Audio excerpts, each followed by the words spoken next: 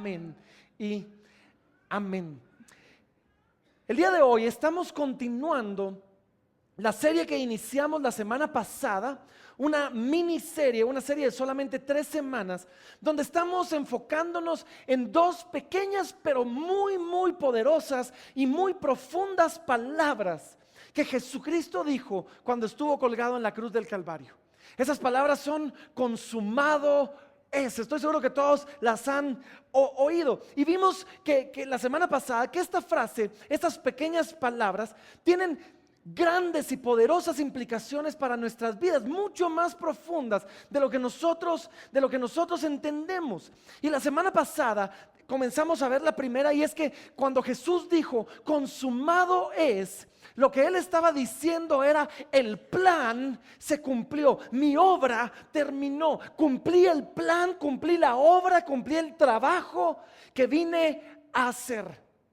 Vimos nosotros la semana pasada que con esas palabras lo que él estaba diciendo era: toda profecía hablada acerca de mí, todo símbolo, todo señal, toda sombra, toda figura se está cumpliendo, está siendo revelada. Y realmente durante siglos, ¿sí?, los teólogos y los sacerdotes y los profetas habían estado confundidos de cómo el Mesías iba a ser un hombre manso como Moisés, pero guerrero poderoso como Josué.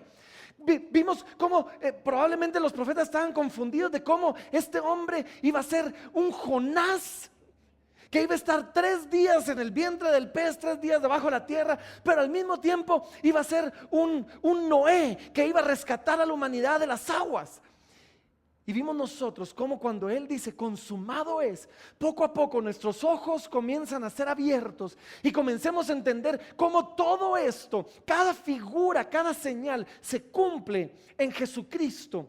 Y en Jesucristo nosotros vemos cumplida cada profecía y el plan de Dios, iniciado desde antes de la fundación del mundo para redimir al hombre, llega a su clímax con esas palabras: consumado es. El plan se cumplió, la obra fue terminada. Ahora, esta semana iniciamos nosotros la celebración de la Semana Santa. Hoy es domingo de Ramos, por si no lo sabían. Y quiero que el día de hoy guiarlos a través de la Escritura y que tengamos un pequeño recorrido a través de nuestra imaginación, mientras recordamos la pasión de Cristo y lo que se conoce para algunos como la Vía Dolorosa. Todo comienza un domingo como hoy, se le llama el Domingo de Ramos. El Señor Jesucristo entra victorioso a la ciudad. Y todos él entra sentado sobre un asno, sobre un burro. Y toda la ciudad sale a su encuentro diciendo: Hosana, bendito el que viene en el nombre del Señor. Y ponen palmas delante de él, lo reciben como un rey que viene a la ciudad. Y todo eso comienza a cambiar en cuestión de un par de días. En cuestión de unos días, este que había sido aclamado como el rey, ahora están pidiendo su cabeza. Y pasa de primero por un juicio acelerado e injusto, donde se le juzga injustamente, donde el mismo rey dice: yo no hallo ninguna falta en él, y se lava las manos delante del pueblo. Pero el pueblo, su pueblo, el pueblo que él había venido a salvar, el pueblo que él había venido a rescatar, no solo lo entrega, sino demanda su sangre, demanda su cabeza, y piden se libere a un asesino, a un malhechor, en lugar de al Hijo de Dios. Él pasa por un juicio acelerado e injusto por la traición de su pueblo, por la traición de sus amigos que le habían dicho: Señor, vamos a estar contigo hasta la muerte. Y en el momento que lo agarran, todos salen huyendo. Y uno de ellos termina negándolo, y ustedes se recordarán la historia cuando termina negándolo y el gallo canta y Jesús lo mira y este hombre rompe en llanto sabiendo que había traicionado a su Señor.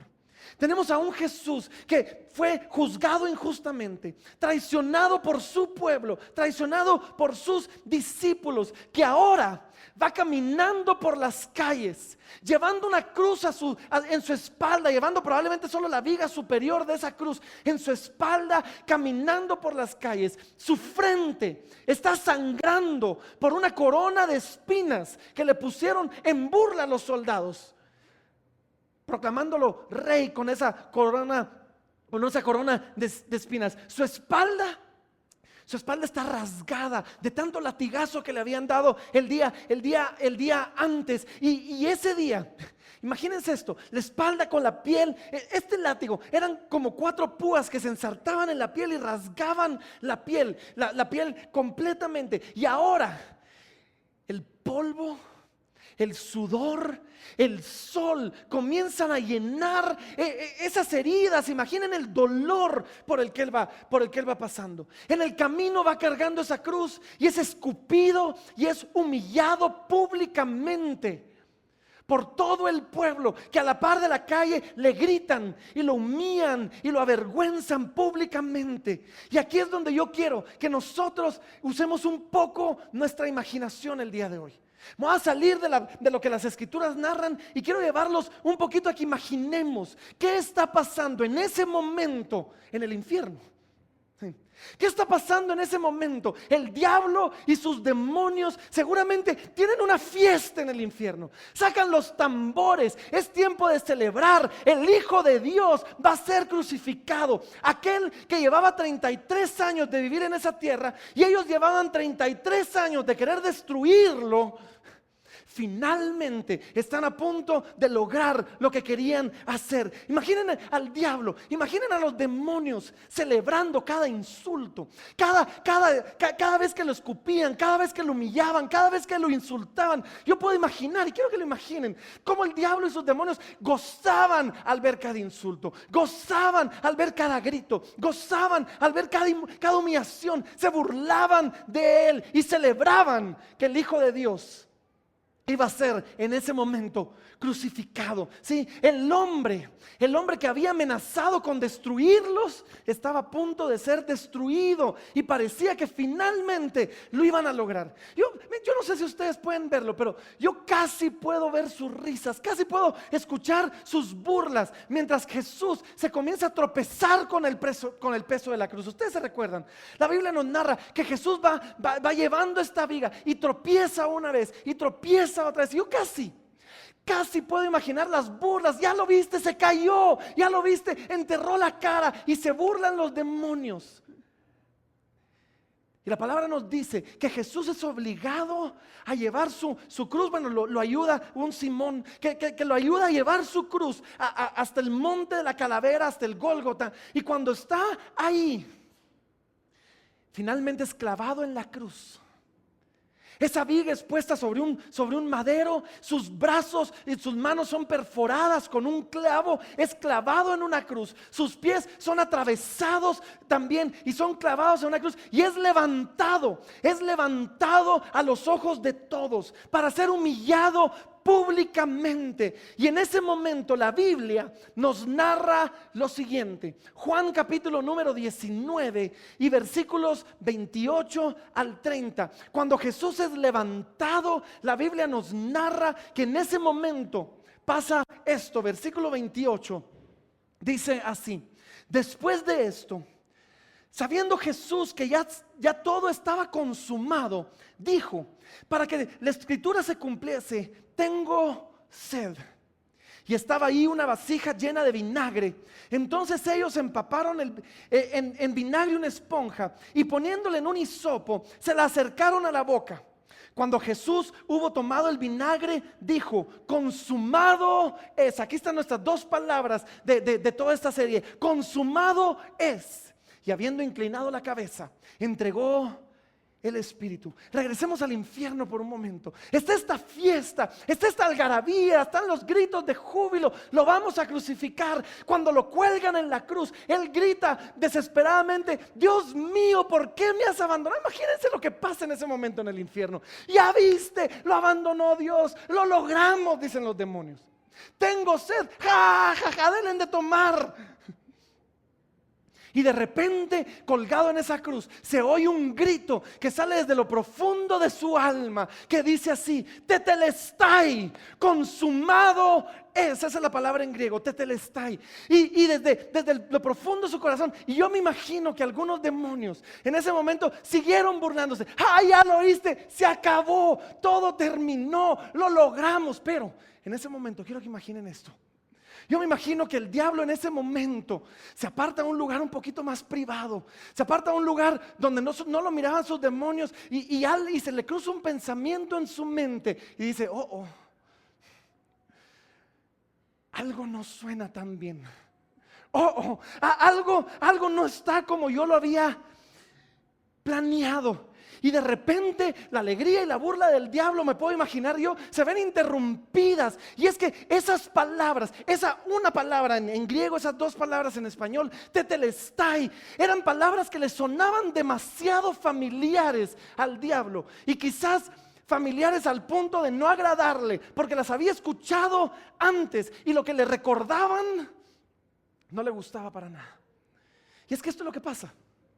Las palabras tetelestai, la frase consumado es, se usaba de varias maneras en el tiempo de la Biblia. Una de ellas era que cuando un siervo se le comisionaba una tarea, o cuando un hijo, su padre le pedía que hiciera algo, y él iba y lo hacía, cuando regresaba, se presentaba delante de su padre y le decía, o delante de su señor si era un siervo, y le decía, tetelestai, la obra que me enviaste a hacer ha sido terminada. El trabajo que tú me pediste que hiciera se cumplió. Ahora, hablamos de eso la semana pasada. Si tú no viniste, puedes bajarlo de nuestra página. Pero habían otros usos para esta palabra. Y es que cuando alguien compraba un terreno, ¿sí?, y cuando alguien terminaba de pagar la deuda de ese terreno, le entregaban una escritura, como lo hacemos hoy en día, una escritura pública donde decía que el terreno era de Alex, por ejemplo, y en esa escritura iba un sello, se le ponía un sello a la escritura que tenía una palabra, decía tetelestai, consumado es, el terreno es completamente tuyo, la deuda que había sobre ese terreno es completamente cancelada y el terreno ahora es tuyo, libre de gravámenes, completamente tuyo. Había otro uso también para esta palabra. Que es que cuando alguien tenía una deuda, venía con un acreedor y esta era pagada. Cuando finalmente esta persona pagaba la deuda, ¿sí?, se le colocaba otra vez el mismo sello, tetelestai, consumado es, sobre el documento de pago, ya fuera un recibo o fuera lo que sea, que básicamente lo que decía era, la deuda ha sido cancelada. Y es más, históricamente hablando, se han encontrado antiguos recibos, de antiguos impuestos con la palabra tetelestai escrita en ellos, lo cual implicaba que la deuda había sido pagada completamente. Ahora, paremos un momentito, hablemos un segundo acerca de la deuda. Porque cuando alguien debía, esto era lo importante, y por esto era tan importante esa pequeña palabra. Cuando alguien se hacía deudor de alguien más, la Biblia nos dice en Proverbios que el deudor es esclavo, es siervo del acreedor. Y en el tiempo de la Biblia, eso se llevaba al extremo, donde si tú me debías algo a mí y no me podías pagar, yo podía tomarte a mi servicio como un esclavo hasta que la deuda fuera pagada, o podía venderte como esclavo para cobrar de esa ganancia la deuda que tú me debías. Podía venderte a ti, podía venderte a tu familia. Y ustedes recordarán la parábola de los dos deudores, donde un siervo tiene dos personas que le tienen una deuda y los va a vender como esclavos hasta que los perdone. Ustedes se recuerdan esa historia. Bueno, cuando uno debía algo, no solo se hacía esclavo del acreedor, sino había un elemento de vergüenza también en medio de todo esto. Había un elemento de humillación en el cobro de una deuda. Ahora, hoy en día, pues ahora con la nueva ley quizás ya no, pero hoy en día si ustedes se atrasan en el pago de una tarjeta de crédito, no sé si alguna vez les ha pasado, si ustedes se atrasan en el pago de una tarjeta de crédito, no tardará un cobrador en llamarles desde un call center diciendo, mire, no ha pagado la deuda de su tarjeta, no ha pagado la mensualidad. Cuando son amables solo dicen, queremos saber cuándo podemos esperar el pago. Cuando no son amables es terrible. Yo me recuerdo recién casados, algo pasa cuando uno se casa, recién casados a todos se les traban las carretas en algún momento. Y me recuerdo con mi esposa haber estado recién casados, pues adaptándose a un nuevo presupuesto. De repente hubo un proyecto en la oficina donde yo usé mi tarjeta de crédito en aquel entonces y el proyecto también se atrasó un poco y bueno, pues la deuda se acumuló. Y me recuerdo haber salido a cenar un día con mi esposa. Íbamos, había mucho estrés, necesitábamos cenar. Salimos a cenar y recibimos la llamada de la tarjeta de crédito. Miren, le recordamos que tiene una deuda pendiente. Ah, bueno, muchas gracias. Y cuando queríamos colgar dice, mire, en lugar de andar cenando en tal y tal lugar, mejor debería pagar su tarjeta de crédito. Terrible. Pero cuando uno es deudor, no solo hay un elemento de servidumbre, ahora uno vive para pagar esa deuda, sino cuando uno es deudor hay un elemento de vergüenza. Yo me recuerdo después de eso, cada vez que entraba al banco a hacer lo que sea, yo entraba avergonzado, como que si el cajero me fuera a cobrar. Hay un elemento de vergüenza. Y hace algunos años, quizás, no duró mucho tiempo, pero yo no lo volví a ver. Hubo lo que se llamaba los trompetistas. No sé si alguna vez escucharon de ellos, pero era una empresa a la que uno contrataba para que siguiera a una persona que le debía dinero a uno, y a donde él fuera, tocara trompeta y gritara públicamente: Alex le debe a Francisco tanto. Y había un elemento de vergüenza, había un elemento de humillación en medio de todo eso. Y en el tiempo de la Biblia, en aquel entonces no era diferente. Cuando alguien tenía una deuda, se hacía un documento. La Biblia lo llama un acta de decretos. Se hacía un documento, ¿sí?, con el detalle de la deuda, y este se clavaba en la puerta de la casa del deudor, donde todos pudieran ver que el que vivía en esa casa tenía una deuda pendiente con un deudor. Cuando la persona finalmente cancelaba la deuda, pues también había un elemento público de honra, porque ese documento era anulado. Se le ponía un sello y adivinen cuál era la palabra que se ponía en el documento. Tetelestai, consumado es, sobre ese documento, para que también todos vieran que se había pagado la deuda. Ahora, ¿qué pasó en la cruz? ¿Qué es lo que está pasando en la cruz? Que yo en mi imaginación me imagino al diablo apartándose y diciendo: esa palabra no me gusta, esa palabra la he oído demasiadas veces y no me gusta hacia dónde va esto. ¿Qué es lo que está pasando en la cruz?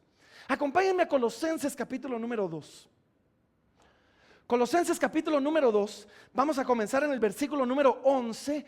Les advierto, hoy vamos a ver prácticamente solo el versículo 14. La próxima semana vamos a leer completamente del 11 al 15 y vamos a profundizar mucho más en este texto. Pero hoy vamos a profundizar básicamente en el 14. Pero para que agarremos contexto, versículo número 11 dice así. Dice: en Él, en Cristo, también fuisteis circuncidados con circuncisión no hecha a mano, al echar de vosotros el cuerpo pecaminoso carnal en la circuncisión de Cristo, sepultados con Él en el bautismo, en el cual fuisteis también resucitados con Él, mediante la fe en el poder de Dios que le levantó de los muertos. Y a vosotros, estando muertos en pecados y en la incircuncisión de vuestra carne, os dio vida juntamente con Él, perdonándoos todos los pecados. 14, en este es en el que nos vamos a quedar. Miren lo que dice: anulando el acta de decretos que había en contra de nosotros, que nos era contraria, quitándola de en medio y clavándola en la cruz. Y despojando a los principados y a las potestades, las exhibió públicamente, triunfando sobre ellos en la cruz del Calvario.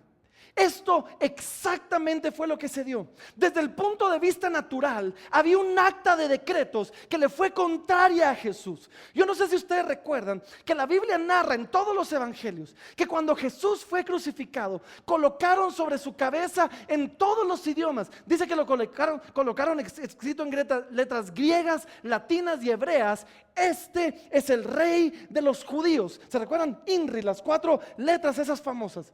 Bueno, INRI no era un título oficial donde estaban reconociendo su realeza. INRI tampoco era necesariamente una burla.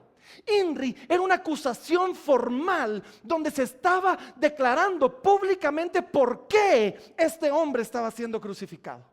Y es que la Biblia nos dice que cuando Jesús fue entregado, los judíos se acercaron con Pilato y le dicen: mira, Él se hizo rey.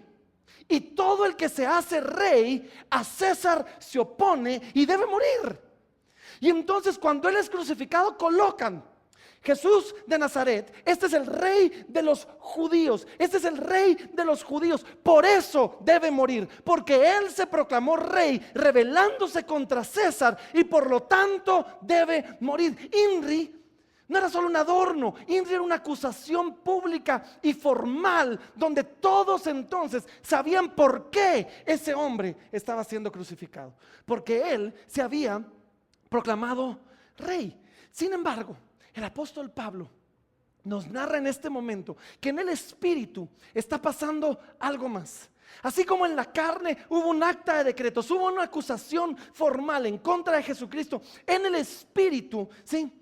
Cuando Jesús está siendo crucificado en la cruz, ¿sí?, se clavó el acta de decretos que nos era contraria a ti y a mí. Eso es lo que Pablo está explicando acá.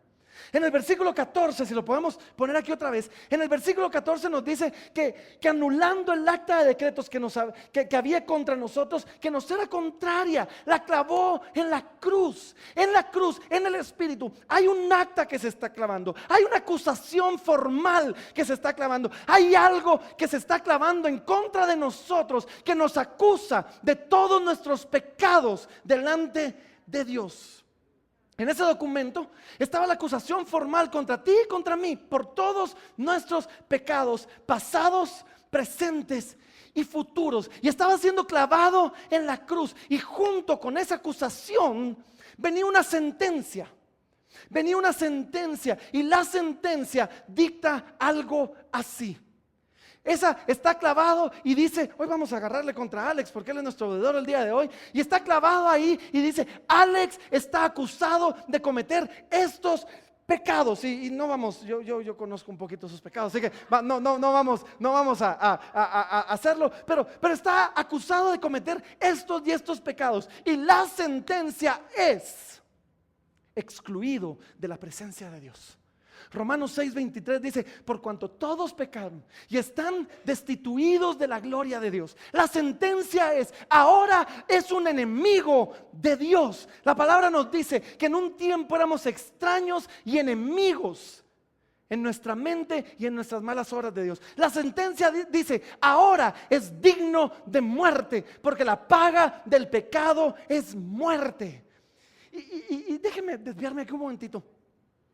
Porque a veces nosotros no entendemos, digno de muerte.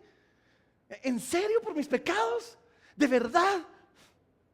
Miren, al final de cuentas, yo no soy tan malo como fulanito o como sutano que realmente se han pelado. Esta semana vimos nosotros a unos mareros confesando matar a alguien, pateando su cuerpo, burlándose de ese alguien. Y hay una tendencia en uno que dice, yo no soy tan malo como ellos. O quizás hay algo en nosotros que diga, yo ni siquiera soy tan malo como yo mismo podría ser. Sí, yo sé que si yo quisiera, yo podría hacer esto y aquello y A, B y C. Y nos queremos justificar y decimos, me he contenido, he querido resguardarme aunque sea un poco de lo mismo que yo puedo hacer. Pero esto es lo que tenemos que entender. Cuando se trata de nuestros pecados, cuando se trata del pecado, al final de cuentas pasa en la tierra y pasa en los cielos, no se trata tanto de qué hago, sino de contra quién. Y si tú llevas algún tiempo aquí en la iglesia, ya me has oído mencionar esta analogía, pero la vas a volver a escuchar el día de hoy. Y quiero que lo vean claramente en este ejemplo. Imagínense a un niño. Imagínense ustedes mismos siendo niños. Están en el colegio y le mienten a un compañero de clase. ¿Qué pasa? ¿Qué consecuencias hay de mentirle a un compañero de clase?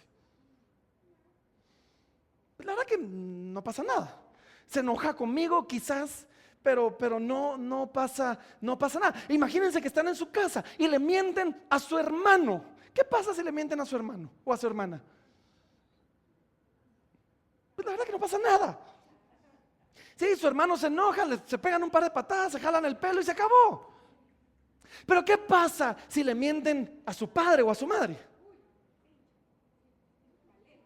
Cincho, paleta, castigo, no celular, no Facebook, no puedes llamar a la novia, qué sé yo. Entonces se dieron cuenta, el pecado es el mismo, pero contra quién se cometió hizo toda la diferencia. Regresemos al colegio.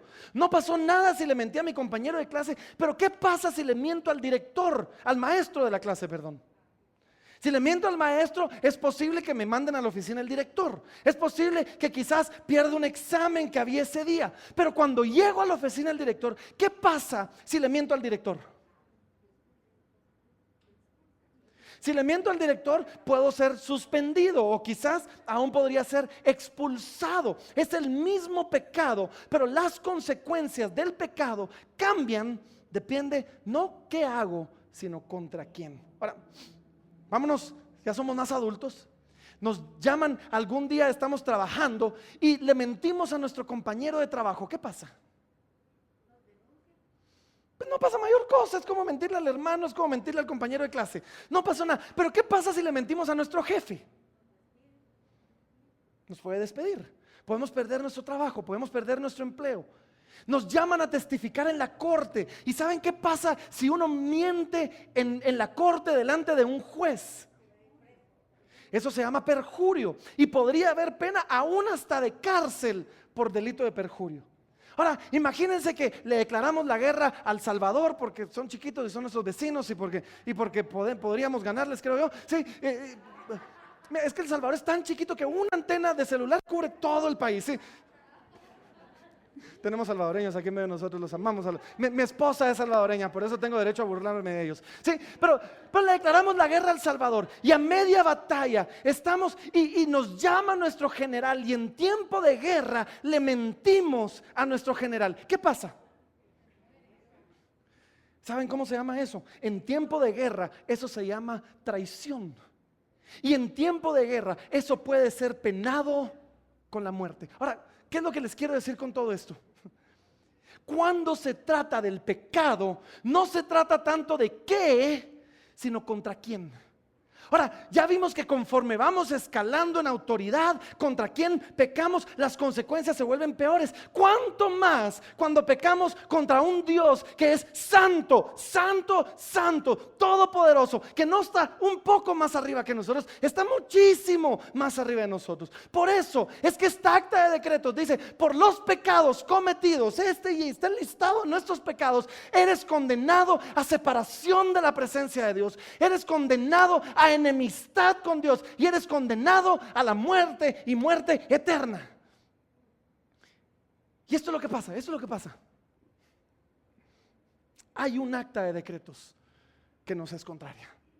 Hubo un acta de decretos que nos era contraria a ti y a mí. Hubo un acta que se clavó en esa cruz donde estaban todos nuestros pecados, pasados, presentes, futuros, y esa condena en nuestra contra. Y de repente cuando esa acta está siendo clavada en la cruz, cuando están siendo expuestos nuestros pecados, cuando estamos listos para ser humillados públicamente, se oye desde el interior de Jesús salir estas dos palabras maravillosas que dicen: consumado es. Tetelestai, la deuda fue pagada. Estos pecados que lo hacían deudor en contra de Dios fueron anulados completamente delante de Dios.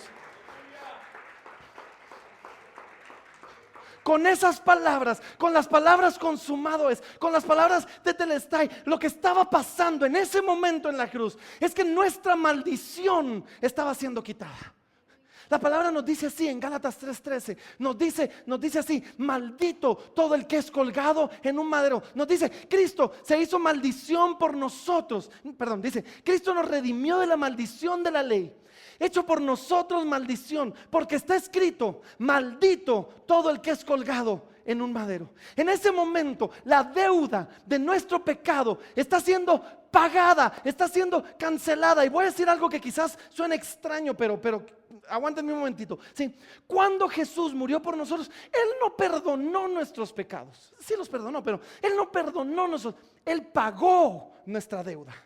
Porque es diferente de que Dios solo hubiera dicho: los voy a ignorar, ya no me voy a recordar de Dios, voy a romper esto y no pasó nada. Pero no, en ese momento le está diciendo: hay una deuda, la voy a pagar. Hay una deuda, ellos no pueden pagarla, yo la voy a pagar. Y en ese momento no solo vemos la misericordia de Dios, sino la justicia de Dios está siendo satisfecha.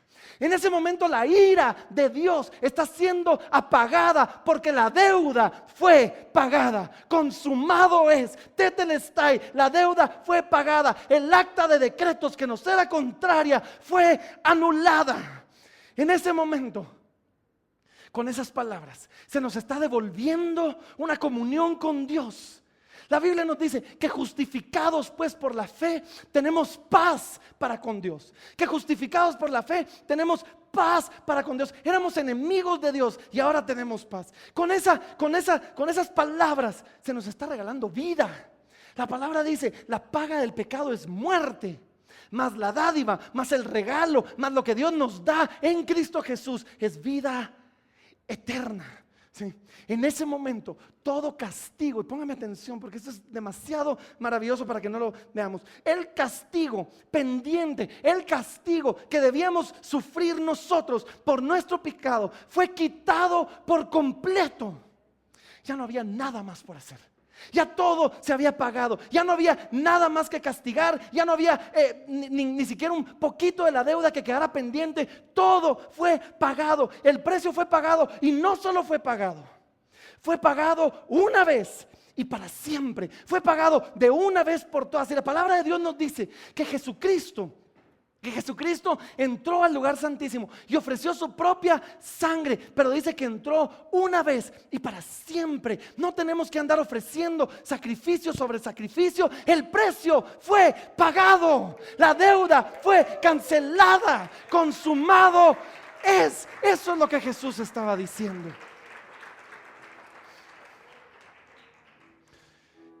Y si regresamos un momento a imaginarnos el infierno, que estaban en gran gozo, en gran júbilo, el Hijo de Dios va a ser crucificado, y de repente vienen estas palabras que consumado es. No fueron las palabras de un hombre derrotado, que ya no tenía nada que hacer y que su vida había terminado.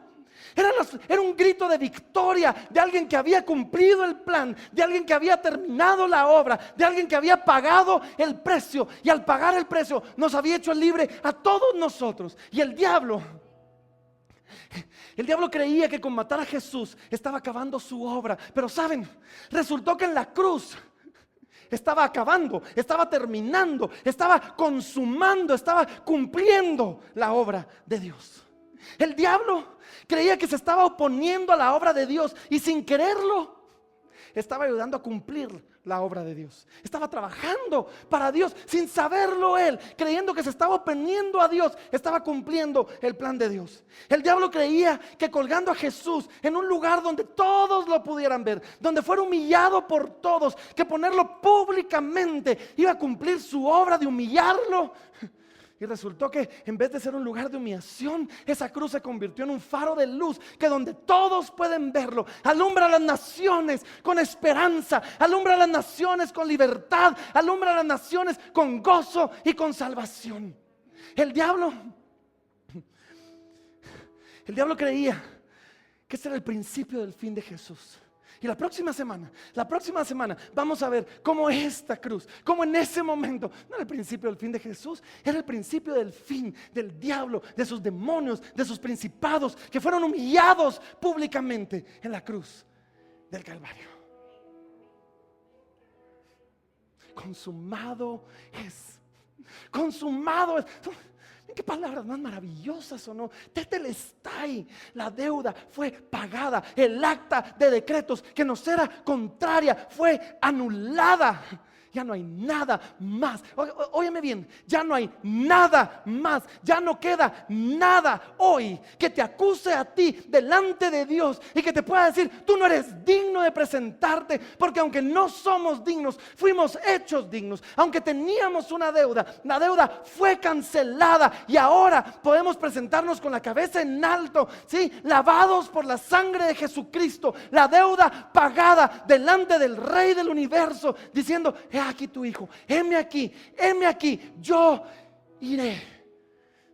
Por esas dos pequeñas palabras, consumado es. Tetelestai. El plan se cumplió, la deuda fue pagada y nuestro futuro quedó completamente asegurado. Amén.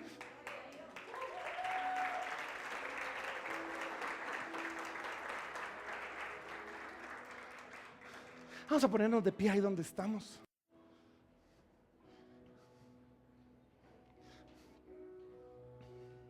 Y saben, esta mañana, en lugar de terminar como siempre lo hacemos, cantando un cántico de adoración, vamos a cantar con gozo, vamos a cantar con júbilo, porque el Rey de Gloria se humilló, el Rey de Gloria se hizo hombre, el Rey de Gloria habitó entre nosotros, el Rey de Gloria sufrió latigazos, sufrió escupidas, sufrió humillación, sufrió castigo para poder no romper el acta de decretos, anular el acta de decretos, para poder no hacer de menos la deuda que teníamos, pagar completamente la deuda, y para que hoy podamos presentarnos delante de Dios como se hacía en aquel entonces, donde un esclavo liberado tenía un símbolo. Hoy tenemos esa acta de decretos que dice anulado, pagado, tetelestai, consumado es. La deuda fue pagada en la cruz por nosotros.